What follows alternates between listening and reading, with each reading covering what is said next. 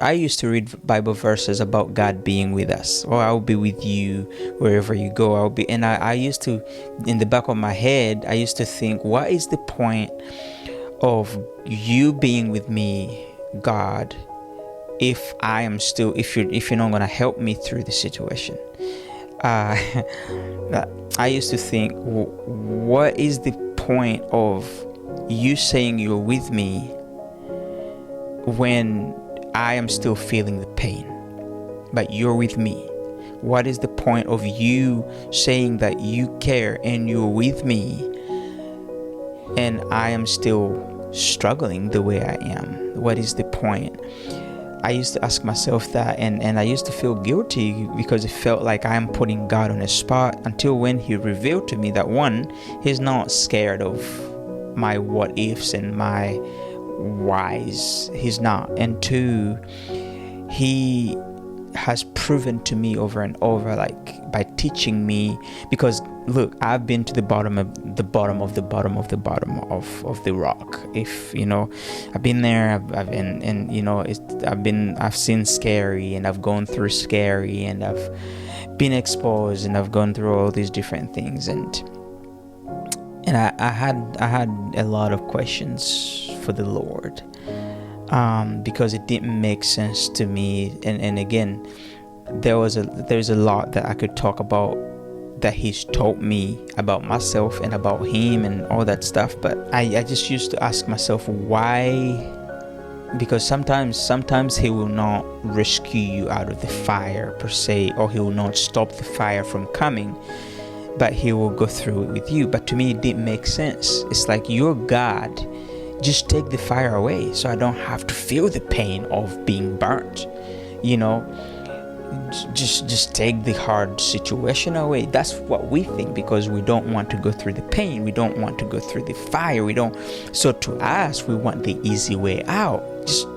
Just make it stop, God. But the more I've gone through the fire, the more I've gone through what I've gone through, the more I've realized that, sometimes it's not helpful for the person stronger than you to beat the bully for you every time.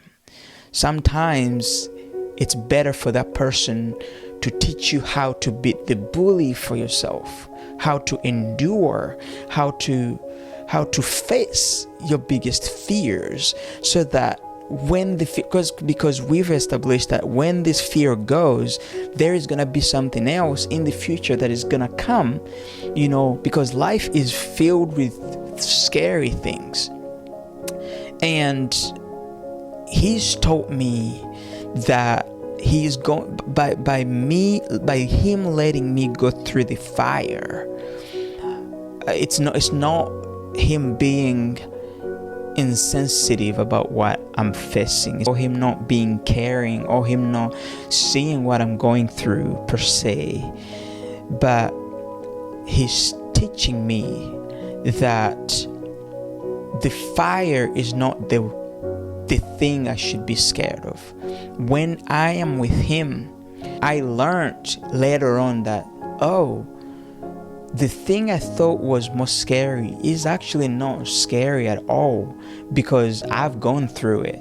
And then the thing is, like, when I go through the first challenge, when the next challenge comes, I won't be as scared, because I know if I face the fire, then I can face the rocks. If I face the rocks, then I can face the water. And he says, when you go through the water, I will be with you. The fire will not burn you, because I will be with you. And it didn't make sense to me until when I realized fire does not burn fire, and he is the fire.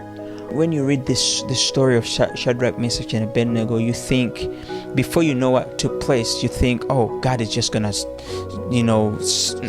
the fire, or he's gonna rescue them before they are thrown into the fire.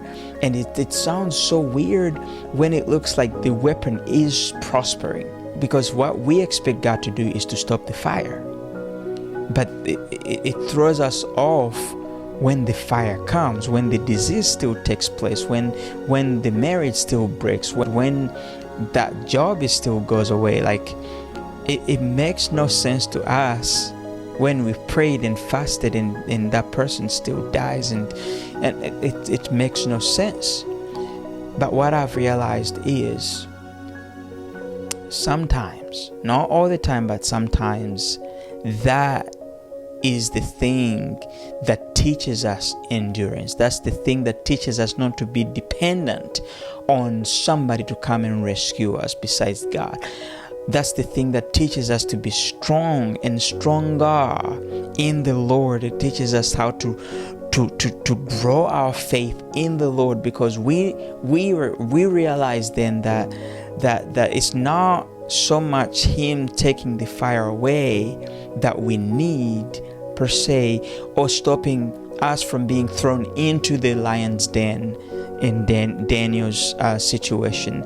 Sometimes it's Him letting us face the lions and realizing, oh, so I shouldn't be scared of the lions. It's Him letting us face the giant, in terms of like David, Him letting David face the giant to know, oh, so I can win this giant. I can beat the giant. I can overcome the mountain. I can overcome this. If we do not let God let us face these giants, sometimes we won't know what we're able to overcome when we're with Him.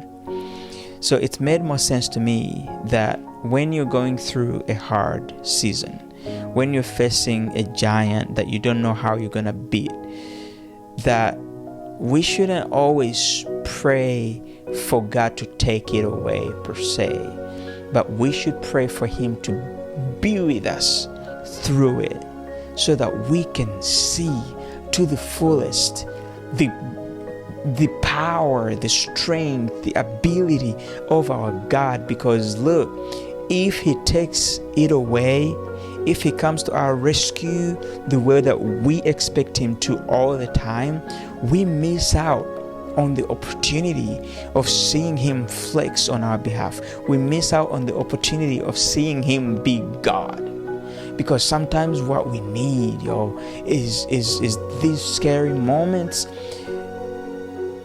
like, so that we can see that, oh, He is still God. I've been attacked by demons many, many, many times. And if He just stopped them from attacking me, I wouldn't have found out, like, oh, He's stronger than them too. Wait, he can overcome my giant? He can, wait. It's like Him, like we wouldn't be able to know that He is the healer if we didn't get sick. We wouldn't be able to know that He's the Savior if we didn't get into situations where we needed saving. We wouldn't know Him to be the provider if we didn't need at some point, So I've learned to pray, God, as long as you're with me, I know I'll make it through. Because I've realized that the more I've trusted Him, the more my faith has grown, and the less scary life has become for me. So if you're going through a tough season right now, let me read something for you.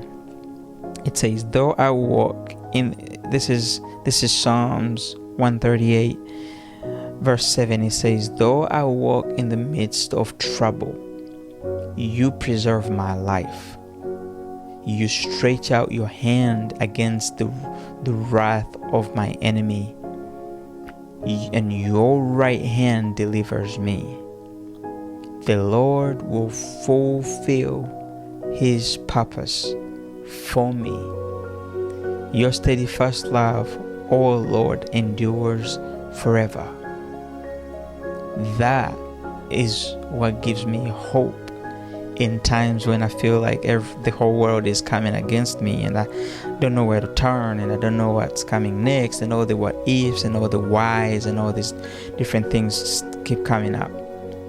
So if you're going through it, I just wanted to encourage you that just because the weapon has been formed doesn't mean that it's gonna prosper.